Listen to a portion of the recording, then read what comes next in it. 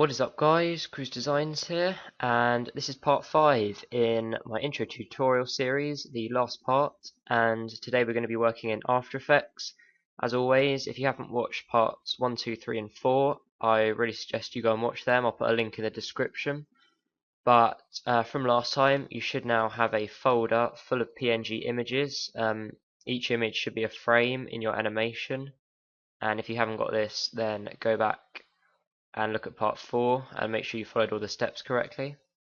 So we've got this, and now we want to open it in After Effects. So I'm going to come to my Explorer and Desktop, find it. Where is it? There it is. Just drag that in to the project area. And now we've got this folder full of images. So we want to go to Composition, New Composition, and 1280, 720, all the usual stuff, background color white, okay, and then drag in your set of images. Now if I play through this, you'll see there's the intro with a white background, which is that's why we rendered in PNG images. And I've got to say, I'm going to move quite fast in this bit because in this part of the tutorial, because there's a lot to get through. So we've got the intro, and the reason we rendered in PNG is so that we can put stuff behind it. So I'm going to go File, Import, File, and now you want to find a texture, a nice texture to put behind, or you could just put a black solid from After Effects, but I prefer textures. So I've got Robots 8K GFX pack here, and in textures there's this nice blue one, number 31. So I'm going to open that and drag it in here, and then you want to right click, transform, fit to comp, and then if we play through you'll see the intros in front of it. Now that texture looks a bit rubbish as it is, so we're going to change it. You could do this in Photoshop and then import your edited image in, but I'm just going to do it all in After Effects. So you want to right click, go to Effect, Color Correction, and Hue Saturation, and then make it the hue of whatever color your intro is. So mine is green, have a green. Then we want to go back, right click, Effect, Color Correction, and Curves. Going to darken this a lot, okay, like that.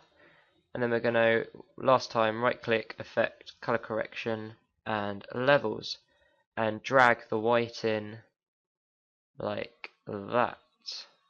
Okay, so you've just got a really faint texture in the background, just gives a bit of depth to it. So now you probably guessed we're going to put some flares in, and you don't have to put flares in. None of the effects I'm showing you have to do, and you don't have to do all of them. I'm just going to show you all the effects that are common in intros. So the first effect, flare, we're going to go Layer, New, Solid, make sure it's black, color black, okay. And then we want to go to Effect, and you can either use Null Light Factory or Video Copilot's Optical Flares. I much prefer Optical Flares, so I'm going to use that, and then click Options and choose your flare. I'm going to use this one, and then down here you can delete different bits of it you don't want. So I don't want any of this purple crap. Get rid of that. Okay. Green, you change the color to green, and you have to change the color of each component. I'm also going to lower the brightness of the shimmer like this. Green and green. Okay, I'm going to leave mine like that. Press OK, and we've got the flare. And now I'm going to last step in render mode down here. It says on black, you want it on transparent, and there we go. Now we can see the intro. So I want mine 0 brightness there, and then as this comes in, it's going to, oh, just a minute, then it's going to go up to, oh blimey, 100. There we go. So slowly fades in, and then while it's fading in, I want it to move across the screen, so it's going to move, just a minute,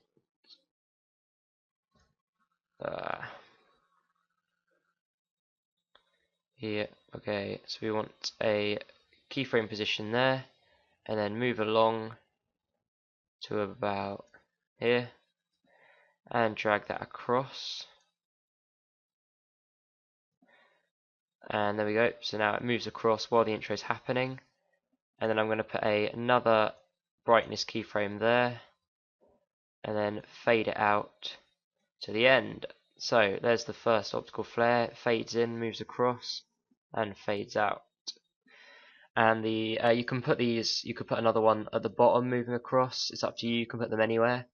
And I'm not going to, because I need to move quickly to get everything in. But the next flare, we're going to put one more flare in, and that is to hide this while it's spinning, or just hide most of it while it's spinning. So get rid of that. I'm going to go layer, new, solid again. Okay, apply exactly the same. And you could save, once you've created the flare, once you've deleted everything you don't want and all that, and changed the color, you could save it as a preset. I didn't do that the first time, so I have to remake the whole thing. Bit of a pain. Brightness down. Glow green. And there we go. You can spend more time making the flare look really nice. This isn't a very good flare. You can add textures and orbs and all that.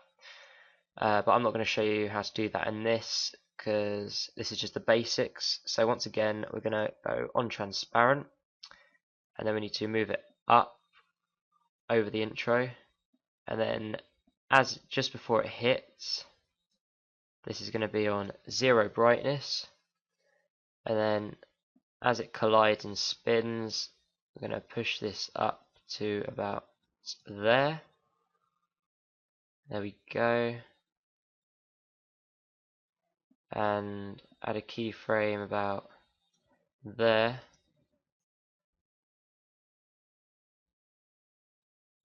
And then as it comes back round, it's going to drop back down to 0. Okay, you can spend more time getting this perfect, but that's basically what we've got. It flies in, and as it hits, get a nice bright flare, and as it comes back round, and I'm actually going to move this keyframe along a bit. There we go. So yeah, it hits and then comes back round. Okay, that's looking alright. Okay, next effect. So we've got our flares in, that's all good. And next effect we're going to put in is shine. So we're going to come to effect. No, make sure you've clicked on your PNG sequence. Where it goes there. Make sure it's on your PNG sequence and go to effect. Trap code, and this doesn't come with After Effects as standard. You'll have to look up how to get it. If you've got a brain and the internet, then you can probably figure out how to get this. But we're going to go to trap code shine, and that's a bit crazy at the moment. So on the transfer mode, we're going to drop that down to overlay. You could have overlay, you could have multiply, add. I'm going to use add for now. And then under colorize, just change all of these colors to a green. Try and vary the type of green, just mix it up a bit. I have several different greens. Oh, blimey. Okay, and that's looking a bit crazy still, so I'm going to drop the ray length right down to about there. Okay, maybe there. This isn't an effect you would want to apply to all intros. It looks pretty cool in this one, I think. As it comes down, you can see it's got these kind of like flare, these little lights shining out of it. And then as these fly in, it's almost like they've got little lights around them all shining out. So I'm going to leave that like that. You can play around with the settings. You could like vary the opacity as it comes in, all that. I'm just going to leave mine like that. And another effect you could do, as it hits, you could add a bit of DigiEffect damage. And I'm not going to do that because it'll take quite a while, but that's just a cool little effect. As it hits, it kind of makes it look like the screen's breaking. And oh, just a minute, I'll be back in a second. Sorry about that, just a little interruption. But okay, yeah, so as I said, you can add a bit of DigiEffects damage if you want. And the last thing we're going to do is wiggle effect.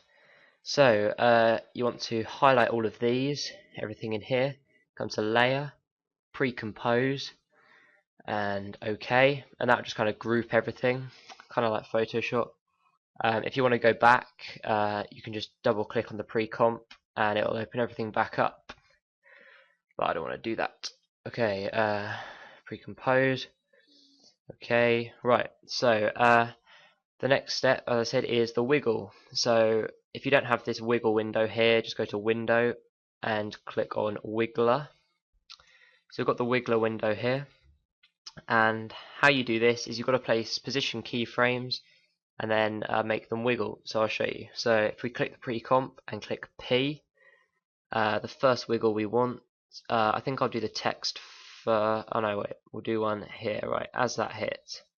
So just before it hits, going to add a keyframe and then go a few frames forward and add another keyframe. So we've got these two keyframes, one just before it hits and one just after. You now want to highlight both of these, click and drag over them, and then change the frequency to about 15 and magnitude to about 15. It's up to you, you can play around with these settings, and put noise type on jagged and then click apply. And if you see now, as it hits, we get this kind of impact feel. I'll just kind of render this out a bit. Okay. And you can always move these along a little bit if they don't fit perfectly. Okay, that'll do for now, just for the tutorial. You can sync it up better. And now we want one with the text flying in, which is pretty easy again. So, got to try and see when just before the K hits. Okay, place one there. Move along. Add another one there. And add one there. In fact, no, wait, I've done this wrong. Don't do that. Control Z. Yeah, right. So we've got one just before the K. We should have one just before the K hits, and one just after it hits. Once we've done that, highlight both of these, and you should already have these settings done. Just highlight these two keyframes, click apply again. And if it doesn't work, it means the keyframes are too close together. So you'll want to spread them out a bit.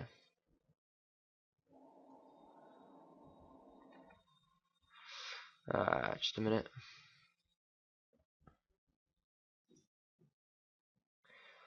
And apply. Okay, just a minute. I'll be back in a second. Okay, I've sorted it out. I've realised what I was doing wrong. Alright, so we'll do exactly the same as we had. Keyframe just before the K hits, keyframe just after, add keyframe.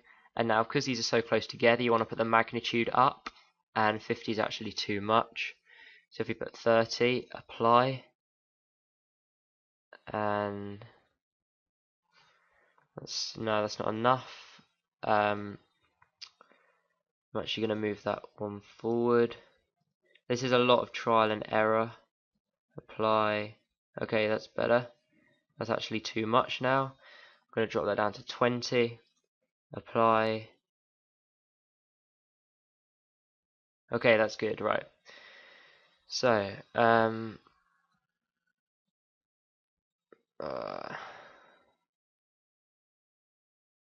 okay, just a minute, let me sort this out. Okay, right. I realised what was going wrong.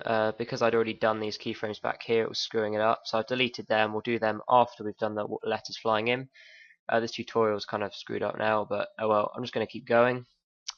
Right, so I've got the first one done. K. As the K hits, we get a bit of screen shake. You now want to highlight these keyframes. Control C, and then move this, move the scroller thing to just before the next letter hits. So the R hasn't quite hit yet. And I'm going to go Control V, and then move forward. And just before the U hits, Control V, move forward. Just before the Z hits, Control V, and you get the picture. I'm just going to keep moving forward.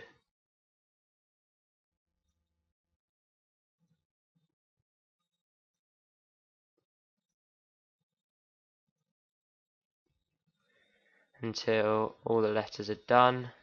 I'm doing this pretty fast. You can spend longer on it. Uh, ah, uh,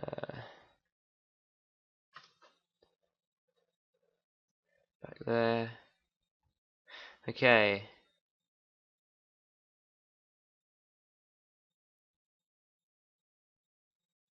So now, as they fly in, we get this wiggle effect. I'm just going to render this a little bit so it looks better. And now we'll play it. And it's quite hard to see. If you want it more obvious, you can turn the magnitude and frequency up. But if you look carefully, there is a bit of like vibration there as they hit. So that's all good. As I said, I've done this pretty quickly, and now we're going to go back and do it for here. We want to add a keyframe there.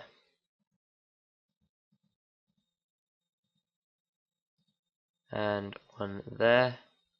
Going to move this forward a bit. Highlight both of these keyframes. So we've got one keyframe just before the KD hits and one just after. And then highlight them. Frequency 15, magnitude 20, hit apply. And then as they hit, there we go, they hit. It's actually too much, I think. I'm going to turn that down to 15 and then apply. That's better.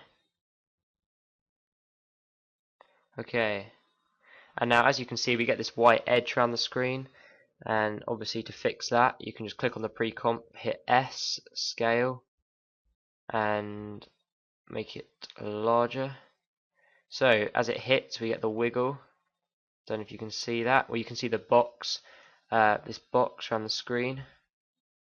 This the grey box, it moves, and then as the letters fly in, we just get a small bit of kind of like vibration, which just gives it a more realistic feel. And then finally, the last thing to do is to fade it out. It's quite a long tutorial. The last thing to do is fade it out. So we're going to go Layer, New, Solid, make sure it's black, or whatever color you want it to fade out to. It could fade out to white if you want to. Drag that under your pre-comp, and hit on the pre-comp, hit T to bring up the opacity, and then where you want it to end, I'll have mine just before you want it to end, you want a 100% opacity keyframe, then move along a bit, and then drag that down to 0. So now, alright, I'm going to move that along a bit. So now comes in and then fades out at the end. And you can also have it fade in at the beginning. Lower the opacity 0 to 0. And then drag it along a bit. Pull that up to 100. Okay, so now it fades in. And that's pretty much it. So fade in, we've got the texture behind, the flare shining up, coming round, and the shine on the letters, and then the wiggle effect. And there is the intro, everything done in After Effects. Now we just need to render this out. So come back to your project, and this is comp1. Whatever it says up here in this little box is what it is. So we're going to click on the render queue. If you can't see the render queue, come to Window, click Render Queue, and then drag the comp1 in. And it should already be on the perfect settings. Just got to choose where to save it. Intro, After Effects. Save it wherever you want to, name it whatever. I've saved mine to AVI. Press save, and I'll just quickly go over the settings. I've got quality on best, resolution full, 1280 720, 30 frame rate, and that's all good.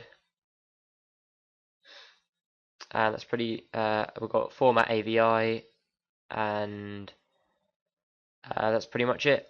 Now you can hit render, and I'll be back when it's rendered. Okay, so it's finished rendering. We can come out of After Effects now and into Vegas, which is where you put the sound in. Which is, well, it's what I used to put the sound in. If you don't want sound, then you don't need to do this part. And I'm not going to show you go in depth. I'm just going to show you kind of like what I do for sound. So let's find the intro, cruise intro AE, drag it in, and we've got a bit of excess just black at the end. So we're going to find where it fades and cut that bit off. And now we can put some sound in. Oh, and also you're going to want to change the project video dimensions to HD 720 30p 29.970 frames per second, and full resolution rendering quality best, and that's pretty much it. And now where I get my sounds from. Now there are two places you can get sounds from. There's Video Copilot Pro Sound Effects, I think it is. I can't remember exactly. Just a minute. Editing. Video Copilot Designer Sound Effects, or Video Copilot Pro Scores, I think it is. I have Designer Sound Effects, and you get all of this. You can either use a song for the background music, like in my Muffin Edits intro, I used a Skrillex song, or whatever it's called, and that went quite well. Or you can use one of these. I suggest you spend a bit of time trying to find a cool song, because it makes the intro look a bit different, because a lot of people use all of these. But ambience is good. If you want Video Copilot Designer Sound Effects, search like I'm sure you can find it.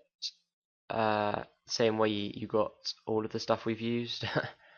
But yeah, so you can use one of these, and then as the letters hit, you could use like an impact maybe. That's what I use.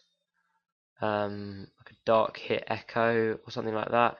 If you just open it, pull it in, get rid of the excess noise, you can crop it down, and then find where the letters are hitting. Just gonna play this. That's not a very good sound effect. I don't know if you can I don't even know if you can hear it, but it's not a very good one. But we're just gonna find where that hits, and then Control C V. Find where the next letter hits, about there. And then if I play this, yeah, so you kind of get the idea. You just need to copy these for every single letter that hits, and it'll sound pretty cool. And as I said, you can just drag like an ambience goes in. Okay, that sounds pretty horrible, but yeah, you get the idea. So that's how I do the sound effects, and hopefully right now you've got a pretty cool looking intro. This is the very final part. I know it's been a long one, 25 minutes. and well done if you managed to get through all of it. Sorry for the screw up over the wiggle part.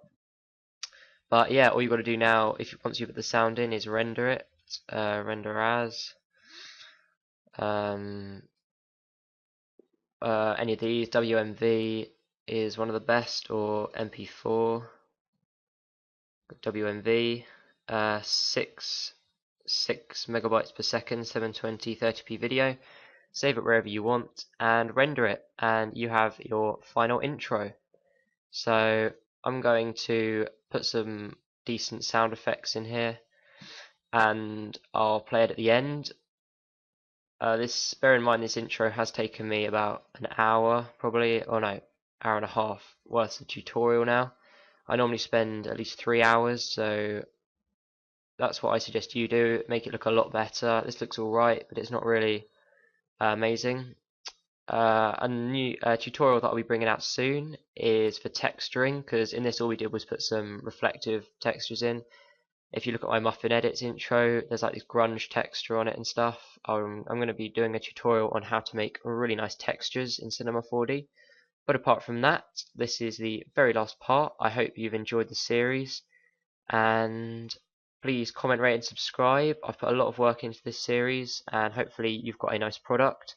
Well, this is Cruise Designs. Thank you for watching this tutorial series, and I'll see you in the next video. Thanks.